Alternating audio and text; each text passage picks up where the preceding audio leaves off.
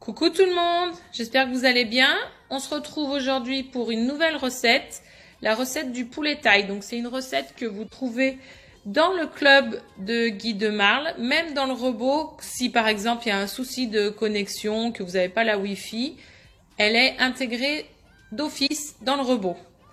Donc pour cette recette, on aura besoin de 400 g environ de blanc de poulet, 200 g de lait de coco, 20 g d'huile d'olive, 20 g de cassonade ou sucre roux, 20 g de jus de citron, environ 100 g d'oignons coupés grossièrement, une gousse d'ail coupée en 4 et dégermée.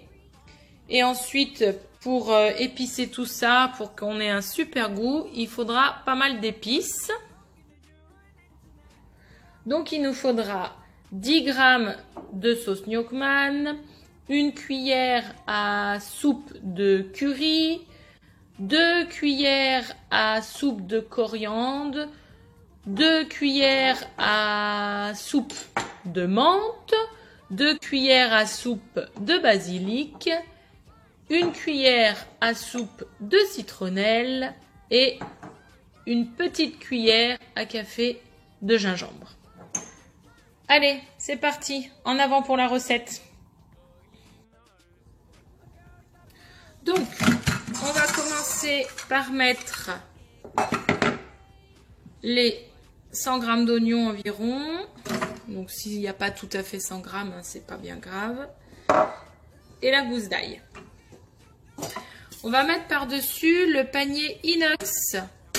Donc, le panier inox, il sert à quand on veut hacher comme ça l'oignon, l'ail, parce que ça remonte pas sur les parois, que ça mixe bien en bas. Donc c'est parti.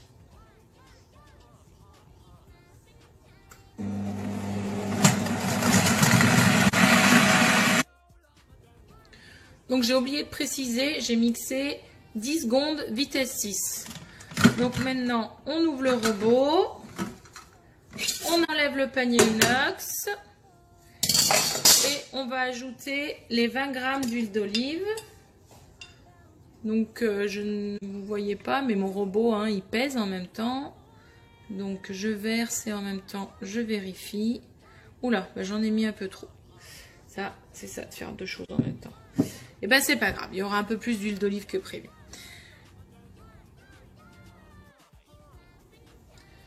J'ajoute une cuillère à soupe de curry. Là, je remets le couvercle. Et là, je vais faire cuire vitesse 2 à 80 degrés pendant 1 minute 30 pour faire revenir les oignons. Maintenant, je vais ajouter le poulet. Je vais vous montrer quand même un petit peu les oignons. Donc vous voyez, on les a fait revenir avec l'huile. Et donc je vais ajouter mon poulet que j'avais déjà prédécoupé et qui est conservé dans un Be-Save. Donc là c'est hermétique, on remet l'air. Et voilà, ça s'ouvre. Ça me permet de préparer à l'avance tous mes ingrédients pour mes menus de la semaine. Donc j'ajoute le poulet. Donc il y a un petit peu plus de 400 g. Hein. Voilà.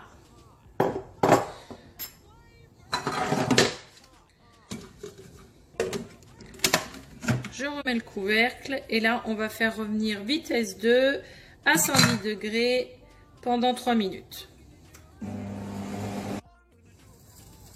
Voilà, le poulet est revenu.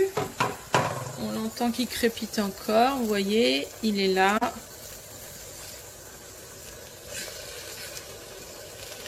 Donc maintenant on va le faire finir de cuire avec le lait de coco et tout le reste.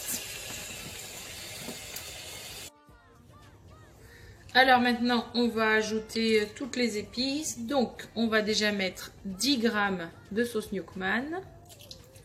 Donc là je vérifie bien la balance parce qu'il ne faudrait pas que j'en mette de trop. Hop, 10 g c'est bon. Ensuite, le lait de coco, donc il est là. Hop. Donc pile poil, ah non, un tout petit peu plus, 205 grammes, c'est pas bien grave. Ensuite, le jus de citron, 20 grammes. Le sucre roux, 20 grammes aussi. Et maintenant, les herbes aromatiques. Donc la coriandre,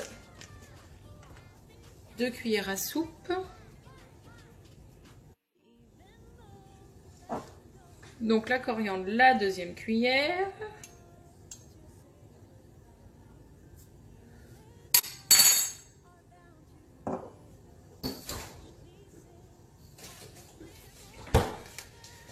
Deux cuillères de basilic.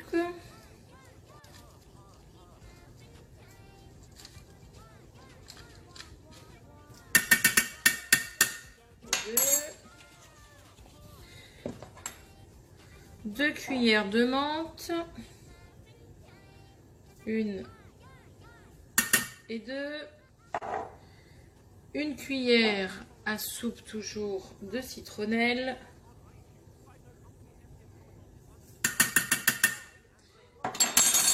Et pour finir, une cuillère à café de gingembre.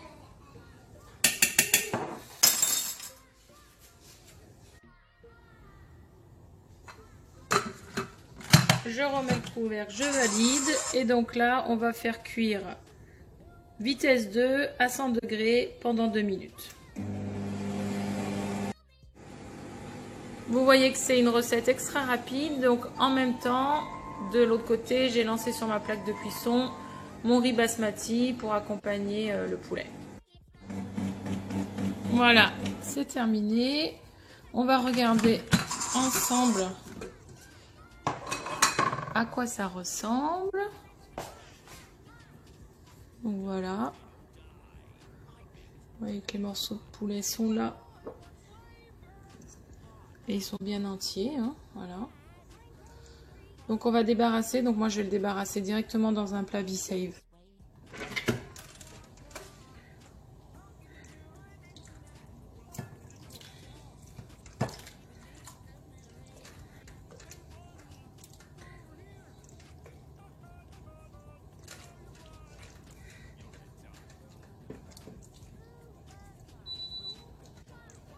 Ah, il y a mon riz qui a fini de cuire. Bonne synchronisation.